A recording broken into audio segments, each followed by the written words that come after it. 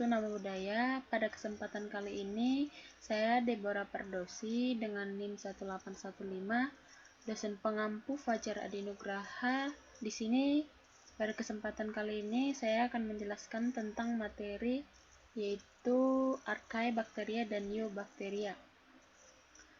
Seperti yang kita ketahui bahwa bakteri itu merupakan tidak dapat dilihat oleh kasat mata, tapi bisa dilihat secara mikroskopis.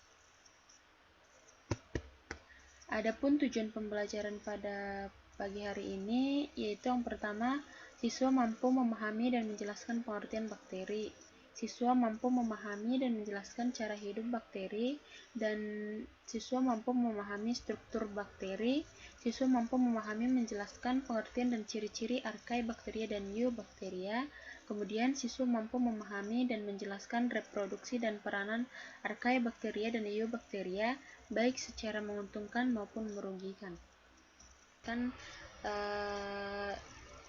Dijelaskan yang pertama itu akan dijelaskan dengan pengertian bakteri.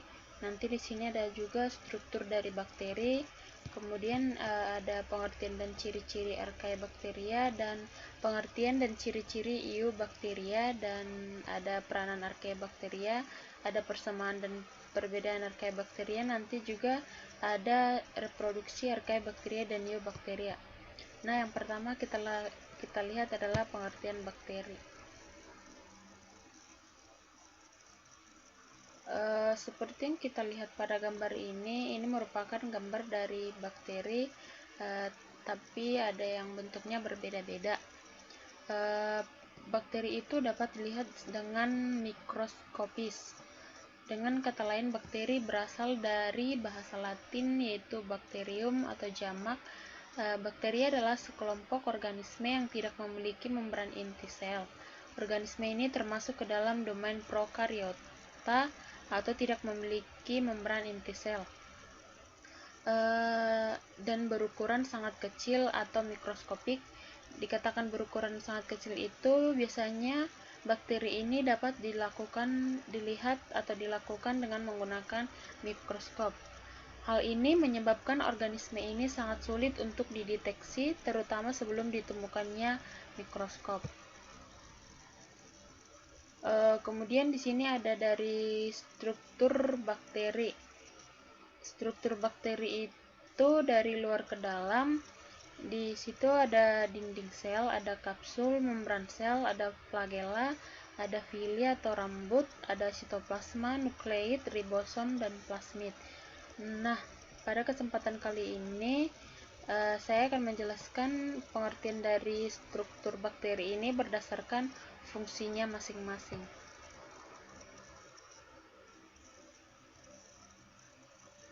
Yang pertama itu ada dinding sel.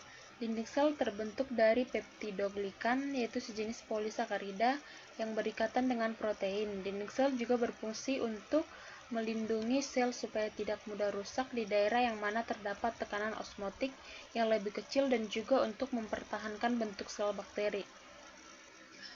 Dinding sel itu diibaratkan dengan dinding pada rumah kita, di mana dinding sel itu bisa digunakan sebagai pelindung di suatu rumah. Jika tidak ada dinding sel, maka dia tidak mampu melindungi sel. Maka daripada itu, misalnya pada suatu rumah diadakan dinding itu, jika terjadi tsunami, maka di dalam isi rumah tidak rusak. Kemudian di situ ada kapsul pada bakteri. Kapsul itu berfungsi juga untuk perlindungan diri dari sistem imun sel inang. Contohnya itu bakteri yang memiliki kapsul, Escherichia coli dan Streptococcus pneumonia. Kemudian yang ketiga itu adalah membran sel atau membran plasma. Membran sel atau membran plasma ini tersusun dari fosfolipid dan protein. Sifatnya semi-permeabel dan berfungsi untuk melapisi sitoplasma.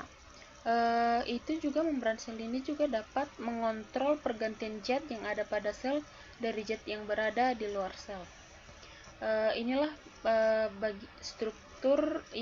bagian dari 3 struktur sel. Nah, kita akan lanjut ke struktur bagian lainnya. Kemudian yang selanjutnya itu adalah pili. Ya, pili merupakan rambut-rambut yang halus tumbuh dari dinding sel. Dia kayak mirip seperti flagela, tapi ukuran pili ini lebih pendek dan bentuknya kaku. Fungsi dari pili ini sendiri adalah untuk membantu perlekatan pada substrat dan penyaluran materi genetik pada saat konjugasi. Kemudian ada flagela. Flagela itu tadi mirip seperti pili, tapi pada umumnya pili itu dia halus dan tumbuh dari dinding sel. Tetapi pada flagela ini dia seperti belut cambuk yang terdiri atasnya protein yang terdapat di dinding sel, sedangkan pili ini itu sendiri tadi dia tumbuh dari dinding sel. Nah, fungsi dari pili ini untuk alat pergerakan. Kemudian flagela pada bakteri itu berbentuk batang, koma atau vibrio dan spiral. Kemudian yang selanjutnya adalah sitoplasma. Sitoplasma merupakan cairan tidak berwarna yang tersusun dari air, bahan organik, protein, karbohidrat, lemak, garam mineral, enzim, ribosom, dan asam nukleat. Kemudian yang selanjutnya adalah mesosom. Mesosom merupakan organel sel yang memiliki pentolan di membran plasma. Terdapat sitoplasma. Beberapa fungsi mesosom yaitu yang pertama menghasilkan energi, yang kemudian membentuk sel dinding baru saat pembelahan, menerima DNA saat konjugasi, dan kemudian yang terakhir itu adalah nukleot adalah nukleosomal, tempat berkumpulnya DNA kromosomal bakteri. Ini merupakan yang tadi ada banyak tadi struktur dari bakteri. Nah, yang selanjutnya kita masuk ke pengertian dan ciri-ciri Archaebacteria. Seperti yang kita lihat di sini, ini merupakan Archaebacteria dan Eubacteria. Apa sih pengertian Archaebacteria dan Eubacteria itu? Archaebacteria adalah sel-sel paling awal atau kuno yang memiliki kedekatan dengan organisme eukariotik. Berarti eukariotik itu memiliki membran inti sel. Istilah Archaebacteria ini berasal dari bahasa Yunani, yaitu archaio yang berarti kuno. Nah, dari penjelasan ini dan istilah bahwa dapat disimpulkan bahwa Archaebacteria itu merupakan organisme tertua yang hidup di bumi. Dia umumnya hidup di lingkungan ekstrim yang diduga lingkungan kehidupan di awal bumi, seperti daerah vulkanik pada saat peletusan gunung berapi. Archaebacteria ini hidup di lingkungan seperti itu. Setelah kita lihat tadi itu pengertian dari Archaebacteria, nah kita masuk ke ciri-ciri dari Archaebacteria. Yang pertama itu dia bersifat anaerob. Kemudian mampu hidup di tempat yang kotor dan halofil ekstrim, saluran pencernaan manusia atau hewan, lingkungan beragam, termoplastik pada suhu tinggi, atau lingkungan asam dan tempat sampah. Pada dinding selnya dia bukan berupa peptidoglikan. Dia bersifat uniseluler atau prokariotik. Bentuknya ada yang bervariasi, ada yang seperti spiral, ada yang bulat, ada batang, dan ada yang tidak beraturan. Kemudian dia bereproduksi dengan membentuk tunas dan membelah diri dan secara aseksual atau fragmentasi. Nah, kemudian yang selanjutnya tadi udah ada ciri-ciri, udah ada pengertian. Kemudian kita masuk ke jenis-jenis Archaebacteria. Di sini yang pertama jenis dari Archaebacteria adalah dia merupakan bakteri termoacidofil. Termoacidofil itu dia berarti Archaebacteria yang hidup pada lingkungan yang bersuhu tinggi dan bersifat asam. Contohnya yaitu genus Sulfolobus dan Pyrrolobus fumari. Kemudian yang kedua itu ada Halobacterium. Dia merupakan hidup pada habitat yang berkadar garam tinggi, kadar garamnya 12-15%, sementara kadar garam air laut sekitar 3,5%. Berarti tingginya kadar air, dia mampu hidup seperti halobacterium.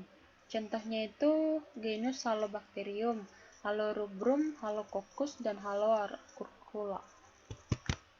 Kemudian bakteri metagen. Archaea bakteri yang hidup pada lingkungan anaerobik yang ekstrim seperti pada lumpur, di dasar rawa dan danau, saluran pencernaan hewan dan manusia, serta di bawah lapisan es. Contoh dari bakteri metagen termasuk Archaea bakteri ini adalah Laconospira multiporus atau sebagai memecah pektin, dan Sucinomonas amylocylata, dan Rhominococcus albus atau memecah selulosa. Selanjutnya ada Methanopyrus sp. Dia bentuknya kayak spiral. Ini merupakan tadi dari Archaea bacteria. Kemudian ada Sulfolobus sp, bentuknya seperti ini. Kemudian yang selanjutnya itu ada pengertian dari Eubacteria, di mana Eubacteria itu merupakan organisme bersel tunggal atau mikroskopis. Eubacteria kadang-kadang disebut sebagai bakteri sejati. Yang membedakannya dari Archaea bacteria itu organisme yang serupa, tetapi ada perbedaan genetik dan gaya hidup yang signifikan. Dia tidak berklorofil. Di sini ada ciri-ciri Eubacteria. Bentuknya bervariasi, tidak memiliki membran inti atau prokaryotik, berukuran antara 1-5 mikron, hidupnya secara parasit atau bebas atau kosmolipid dan patogen, bersifat uniseluler atau bersel satu. Dia termasuk uniseluler prokaryotik, berarti bersel satu dan tidak memiliki membran inti. Eubacteria itu berkembang dengan cara membelah diri atau konjugasi, transformasi, dan transduksi, di mana dia pemindahan sebagai materi genetik melalui perantara virus. Dia dapat mensekresikan lendir ke permukaan dinding sel membentuk kapsul. Di sini ada juga Eubacteria yang memiliki flagel dan ada yang tidak memiliki flagel. Kemudian Eubacteria itu hidup kosmopolitan. Artinya dapat hidup di segala tempat, misalnya di darat, udara, air, bahkan tubuh manusia. Di sini ada reproduksi Eubacteria. Reproduksi secara seksual, bakteria dapat berkembang biak secara seksual dan membelah diri atau pembelahan binar pada lingkungan yang tepat atau sesuai. Reproduksi bakteri dapat berlangsung dengan sangat cepat pada keadaan optimal. Beberapa jenis bakteri dapat membelah setiap 20 menit. Ada juga di sini secara seksual. Dia berkembang secara paraseksual dan dengan 3 cara, yaitu transformasi, konjugasi, dan transduksi. Di sini ada proses reproduksi dari Eubacteria. Yang pertama itu adalah transformasi, di mana di gambar ini terdapat lisis, kemudian A+, ada penerima dan rekombinan baru. Kemudian ada konjugasi, dia terdapat membran sel dan DNA. Kemudian ada transduksi, di mana terdapat virus, ada replikatif virus. Pada tahap lisis, virus baru keluar, kemudian terjadi dibantu oleh A+, kemudian virus masuk bersama sel bakteri, kemudian DNA yang dibawa virus masuk ke DNA bakteri.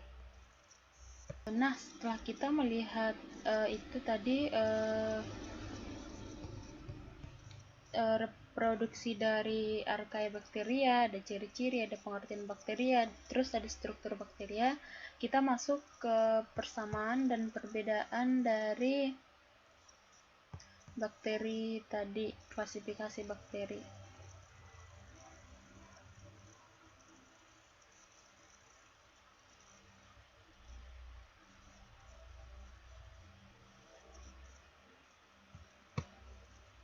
Nah, kita masuk ke perbedaan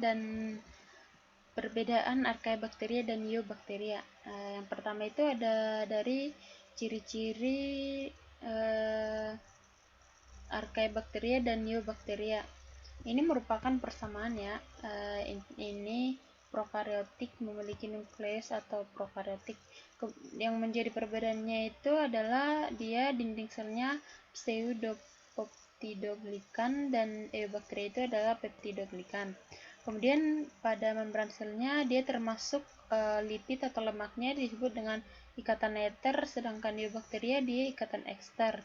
Kemudian RNA polimerase pada Archaebacteria dia lebih dari satu jenis.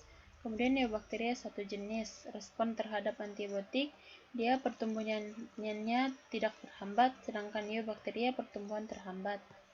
Tadi kan di sini ada reproduksinya secara aseksual.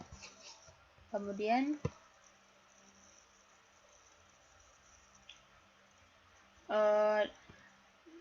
tadi kita kan sudah ke perbedaan, sekarang ada persamaan Archaebacteria dan Neobacterianya. Dia termasuk organisme prokariotik, tidak mempunyai inti sel.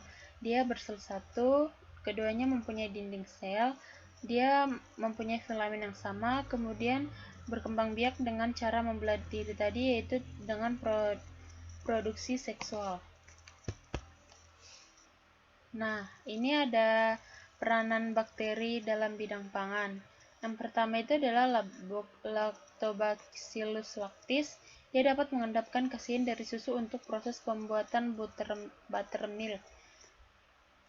Di dalam susu itu terdapat Lactobacillus lactis yang mengandung kasein.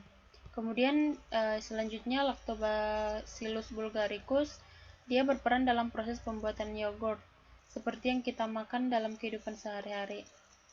Kemudian Lactobacillinum, dia berperan dalam proses pembuatan nata de coco. Kemudian Lactobacillus sp berperan dalam pembuatan terasi. Streptococcus thermophilus, dia berperan pembuatan keju. Streptococcus lactis berperan dalam pembuatan mentega. Bacillus coagulans, dia sebagai fruktosa sebagai pemanis makanan. Ini merupakan bakteri yang menguntungkan bagi manusia. Ini merupakan bakteri yang baik buat tubuh dan sudah difermentasikan. Kemudian ini peran bakteri dalam bidang industri. Di bidang industri juga kita perlu menggunakan bakteri. Di sini ada Clostridium thermophilus. Dia berperan dalam pembuatan kertas. Supaya kertasnya tidak lumutan apa gitu, maka diperlukan Clostridium thermophilus. Kemudian Thermus aquaticus berperan menghilangkan rambut kulit dalam industri kulit. Rhizobium radicucola dan Nitrococcus berperan dalam mengikat nitrogen pada industri pertanian. Kemudian Methanobacterium, dia berperan dalam pembuatan biogas. Kemudian ada peranan bakteri dalam bidang farmasi. Yang pertama itu ada Penicillium notatum, digunakan sebagai antibiotik penisilin untuk pengobatan infeksi. Kemudian Preptonibacterium shermani digunakan untuk pembuatan vitamin K dan juga digunakan untuk pembuatan vitamin C. Kemudian ada Corynebacterium glutamicum, dia digunakan untuk menghasilkan asam amino.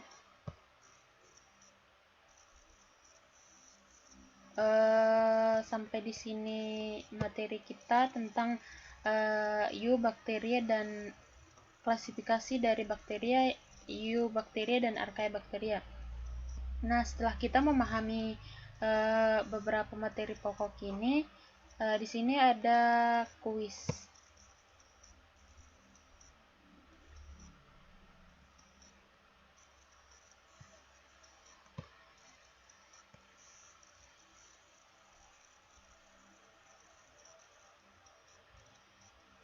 Nah, ini ada kuis dari materi tadi. Nah, yang pertama itu akan kita jawab. Di dalam struktur bakteri itu terdapat tadi beberapa organel seperti kapsul, dinding sel, mesosom, lisosom. Nah, yang menjadi pertanyaannya, apakah fungsi kapsul tersebut? Tadi kan kapsul sama dinding sel sama fungsinya yaitu sebagai apa? Nah, sebagai dia berfungsi untuk melindungi sel terhadap lingkungan. Coba kita hitung.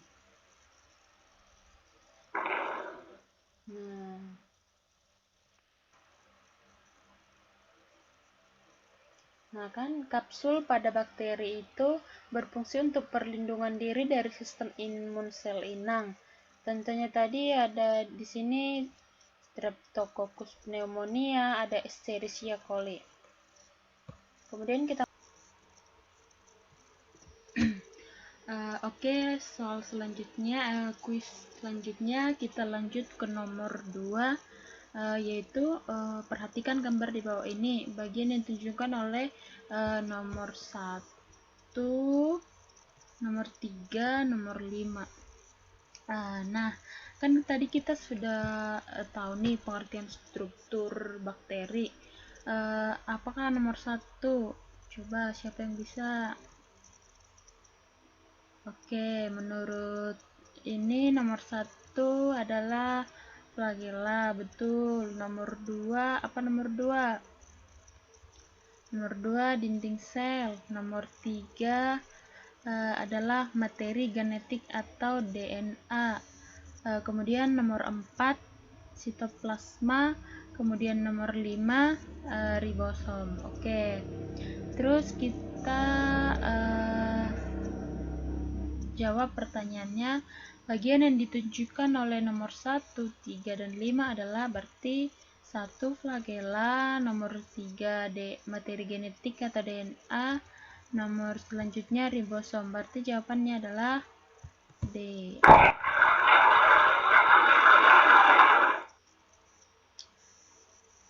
Oke, tadi kan flagella berfungsi untuk pergerakan bakteri, materi genetik berfungsi untuk mengatur pertumbuhan, metabolisme, dan reproduksi, ribosom berfungsi untuk sintesis protein. Kita next ke nomor 3. Bakteri yang memperoleh makanannya sangat tergantung pada bahan organik yang ada di sekitarnya adalah jenis bakteri. Coba siapa yang mengerti tentang apa itu autotrof? Oke, autotrof itu merupakan dia mampu memperoleh makanan sendiri, sedangkan parasit itu dia seperti yang kita ketahui kan itu dia menempel pada organisme lain. Kalau kemoautotrof itu dia mensintesis anorganik, tetapi sedangkan heterotrof itu organik di sekitarnya sendiri. Dia mensintesis memperoleh makanan sendiri tergantung dari bahan organik di sekitarnya. Berarti jawabannya adalah D. Berdasarkan cara memperolehnya, bakteri autotrof merupakan bakteri memperoleh makanan sendiri dengan fotosintesis atau fotoautotrof dengan reaksi kimia atau kemoautotrof, sedangkan bakteri heterotrof itu merupakan bakteri memperoleh makanan dari bahan organik di sekitarnya. Nah, kita ke soal yang terakhir nih. Bakteri yang bersifat anaerob adalah apa yang dimaksud dengan anaerob? Anaerob itu tidak memerlukan oksigen. Contoh tidak memerlukan oksigen itu salah satunya adalah Escherichia coli, Clostridium. Ini Nitrobacter memerlukan, Nitrococcus memerlukan, Thermus aquaticus memerlukan. Nah, yang tidak memerlukan itu adalah Clostridium.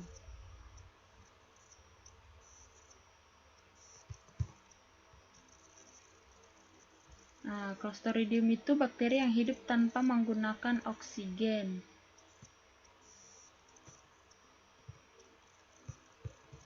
Baiklah, sampai di sini materi hari ini. Jika Ibu mempunyai tutur kata yang salah, saya minta maaf. Saya ucapkan terima kasih.